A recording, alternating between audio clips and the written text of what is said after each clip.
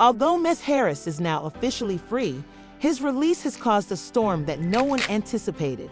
Just when fans believed that the family's never-ending drama was over after his time behind bars, a new wave of chaos is taking over.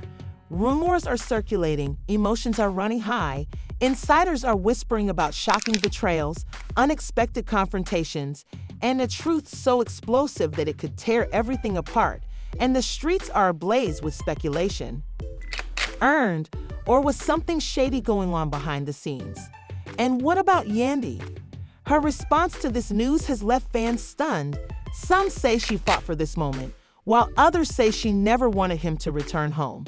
However, the real shocker is that NY sees himself as having been given clues that suggest prison changed him in ways that no one could have predicted, as well as what actually happened in the final hours before he left and why.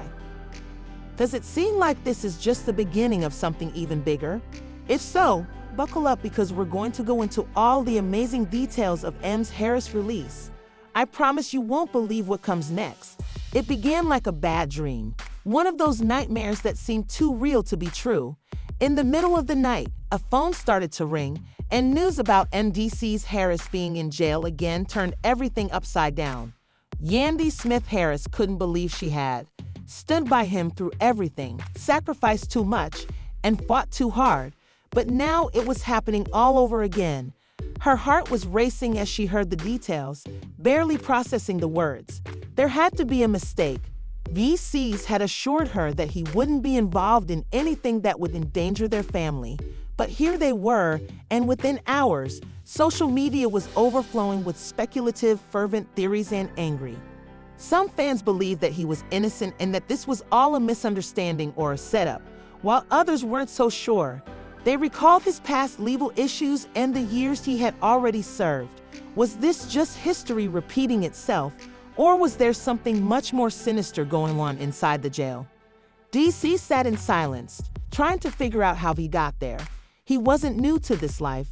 He knew how the system operated, and he knew how quickly things happened. Could all fall apart, but this time something felt different. It wasn't just the chilly walls, the metal bars, or the stares from the other prisoners. There was a tension in the air that made his skin crawl, and people were staring at him as if they knew something he did. What's going on? And why do I feel like everyone in here knows something? I know that no one gave him a direct response, only knowing looks, cryptic remarks, and whispers that stopped the moment he. Yandy was in full crisis mode. She wasn't just sitting around crying. She was taking action. She hadn't been through this before, and she wasn't about to let Ems rot in a cell.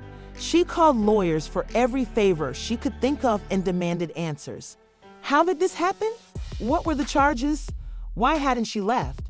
Had a bad feeling that stuck in his stomach? Anticipated this, but the more she investigated, the stranger things became. There were holes in the story, missing details that didn't make sense, and some officials pretended not to even understand why he had been arrested. Documents were sealed, calls were interrupted, and all of a sudden it seemed as though she was up against an unseen force. Then came the first real shock, an anonymous message that was untraceable and contained only one sentence that men in DC shouldn't be reading. However, he isn't supposed to leave Yan's blood ram cold either. What did that even mean? Was someone attempting to silence him? Had he stumbled into something dangerous without even realizing it? She didn't know who sent the message, but one thing was certain, this wasn't just another court case. It was something much bigger. Back in jail, VCs weren't just sitting around either. He was watching and listening to try to understand why things felt so strange. When a man he had never seen before sat down across from him in the cafeteria, didn't introduce himself, and forced him to look at Mendeecees for the first few seconds. He just ate slowly and deliberately before saying, "You don't belong here," without looking up. The guards were too quiet, and the prisoners were too cautious. It felt like he had been thrust into something completely outside of his comprehension.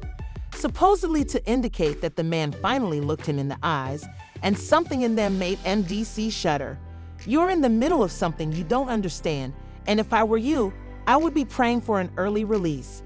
With that, the man got up and left, leaving me sitting there with my heart racing and my mind racing, wondering what the hell was going on. Then, just as abruptly as if he had been thrown into jail, things took a different turn late that night, long after the lights had gone out. Mendeecees were awakened by a guard, not just any guard, but one of the Hups who didn't just wander around at this hour unless something serious was going on. TC sat up, eyes narrowed, and the guard didn't respond. Instead, he simply motioned for him to follow.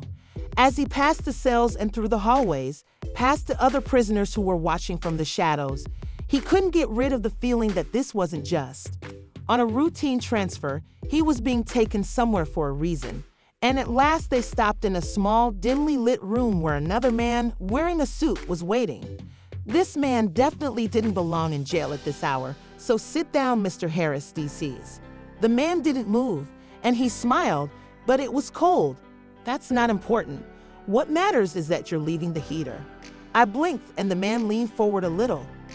However, before you celebrate, realize that you owe someone.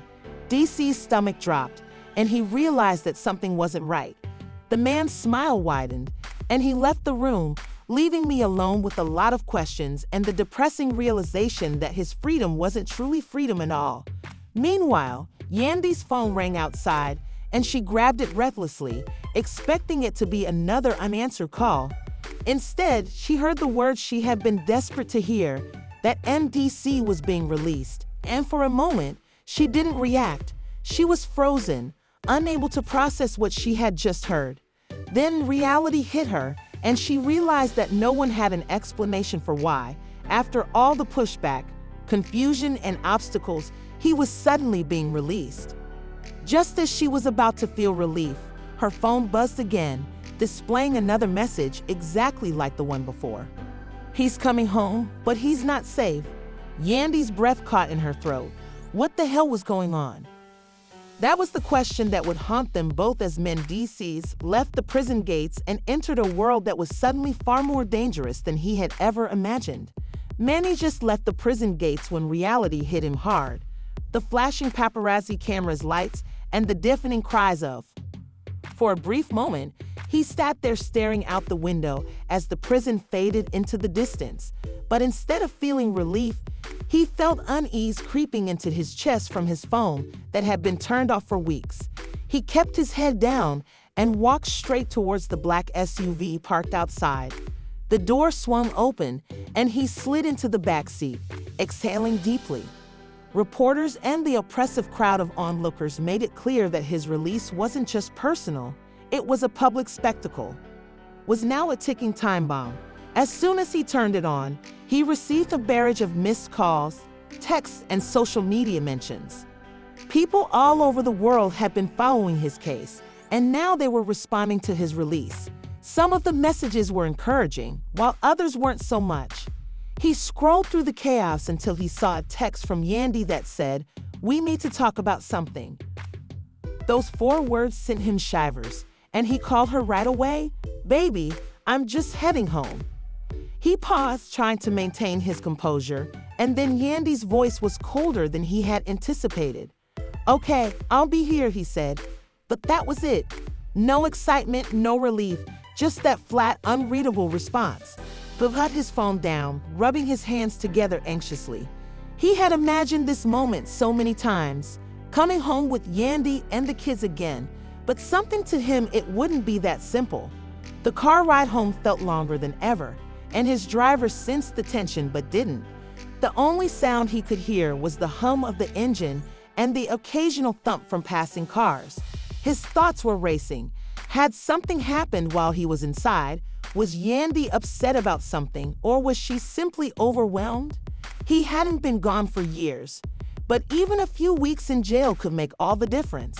His heart was thumping in his chest as the car pulled up to the house, and he got out slowly, enjoying the familiar sight of home, but as he approached the door, he noticed. The curtains were drawn, and the house was unusually quiet. When he entered, Yandy was standing in the living room with her arms crossed, not smiling or hurrying into his arms.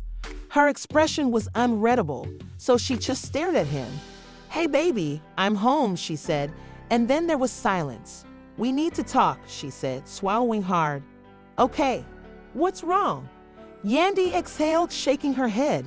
What's wrong, Mendeecees? I know it wasn't easy, but you don't know that she cut him off. MC took a step closer to Yandy, saying, I just got out. Can we just pretend like nothing happened? He scowled. What are you talking about? Yandy turned away, running a hand through her hair. You know how many people were in my ear telling me that I should move on, that I should leave you men. Her words made his stomach drop. You're not serious, she said. She turned back to him, her eyes full of something he couldn't quite place. I held it down for you, Mendeecees. I stood up for you when people said you would never leave. I took care of the kids, the house, everything. While I was doing all of that, I had to watch people drag my name.